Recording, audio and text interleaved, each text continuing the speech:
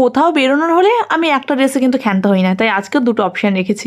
ফার্স্টে ভাবলাম এই 2 পিসটা পরি, মানে সালোয়ারটা। তারপর ভাবলাম যে এই টপ সাথে এই জিন্সটাকে যদি পেয়ার আপ করি তাহলে কেমন লাগবে, তাই 2 রকম ইয়ারপিস বার করেছি, কিন্তু অ্যাট লাস্ট আমি সালোয়ারটাই পরলাম। ভাবলাম একটু এথনিক লুকে সাজি, কারণ এরকমই হয়। আজকে তো আমি আগে ভাগে দুটো ড্রেস বার করে রেখেছি। অন্যদিন হয় কি, একটা ড্রেস পরে ব্যাগ নিয়ে বেরিয়ে যাচ্ছি, গেট থেকে ফিরে এসে আমি আবার চেঞ্জ করি।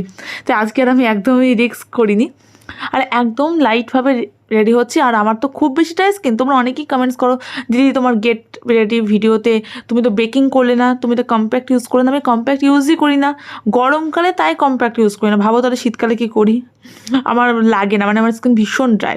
আর তোমাদের যাদের স্কিন আমার মতো ড্রাই, আমি তাদেরকে বলবো ডবল লেয়ারে ময়শ্চারাইজার অ্যাপ্লাই করবে, অয়েল বেস আর টিন্ট অ্যাপ্লাই করবে, পাউডার ব্লাশটা একটু অ্যাভয়েড করার চেষ্টা করবে। আর আমি এর সাথে মানানসই খুব হালকা স্লিক জুয়েলারি পরেছি, দুটো হুপস পরলাম কানে, একটা পেন্ডেন্ট, আর তার সাথে ব্রেসলেট, আর তার সাথে একটা ওয়াচ। চলো, পারফিউম দেওয়া হয়ে গেছে। ও, তোমরা অনেকেই জিজ্ঞাসা করেছিলে আগে একটা ভিডিওতে যে আমি কী দিয়ে আমার ফ্রেমটাকে ক্লিন করলাম, চশমাকে। ওটা একটা লেন্স ক্লিনার, তোমরা অনলাইনেও পেয়ে যাবে, অফলাইনেও পেয়ে যাবে।